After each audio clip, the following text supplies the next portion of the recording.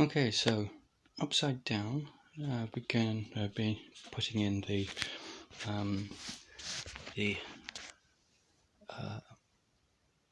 upright. This is the base. This is the floor.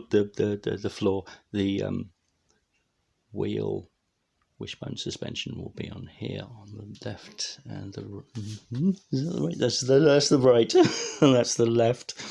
Upside down.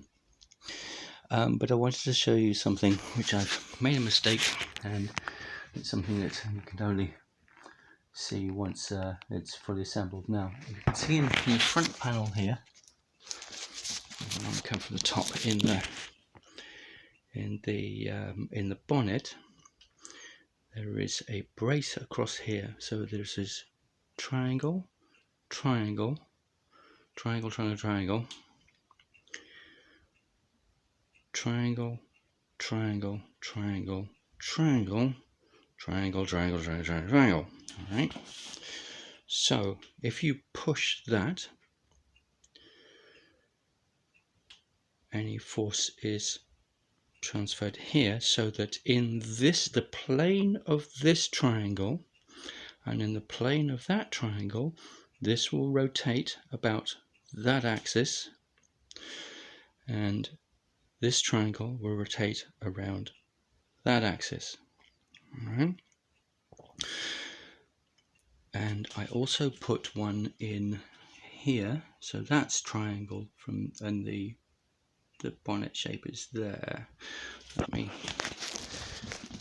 put this down here. So you've got rhomboid shapes here. So there's this rhomboid shape, and the other rhomboid shape is,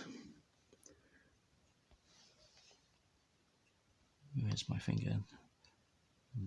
There. Okay, all right. Now, but the third one is there. This one, that's third along, has a diagonal brace, as does this front one. But you can see, I thought it would not be necessary.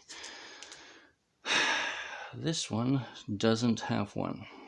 And the consequence of that, and I'm going to stick a foot on here. All right.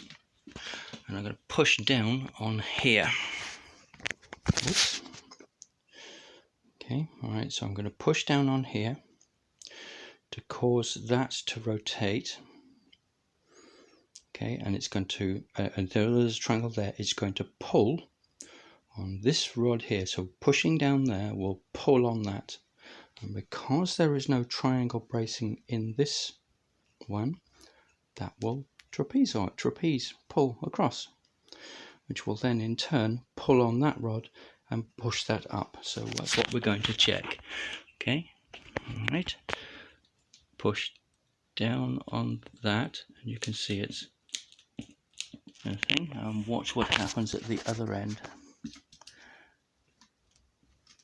You can see it going up and down as I'm pushing, and that's not from the floor, because this here is pinned to the floor, and the pressure of pushing on there is pushing that down, and it's trying to go through the floor, which won't happen. So this rod is fixed as far as the floor is fixed position. So any rotation is about there is definitely pulling on that. And let me see if I can show that. Yes, you can. You can see it's going sideways. This node is going sideways, pulling on here, which pulls in turn pulls that, which then pulls on here and rotates this one. And it's the same story here. I thought that these were not necessary. They're not necessary, but unfortunately they are. Now, this minor fly in the ointment is at this position here, exactly from about here up to there. Inside that is where the generator is going.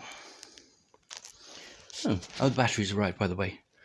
These are monsters, absolutely monsters. The generator is hiding underneath there at the moment.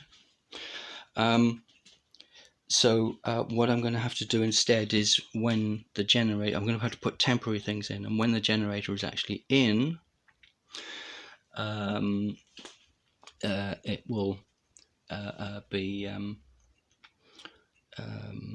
it will be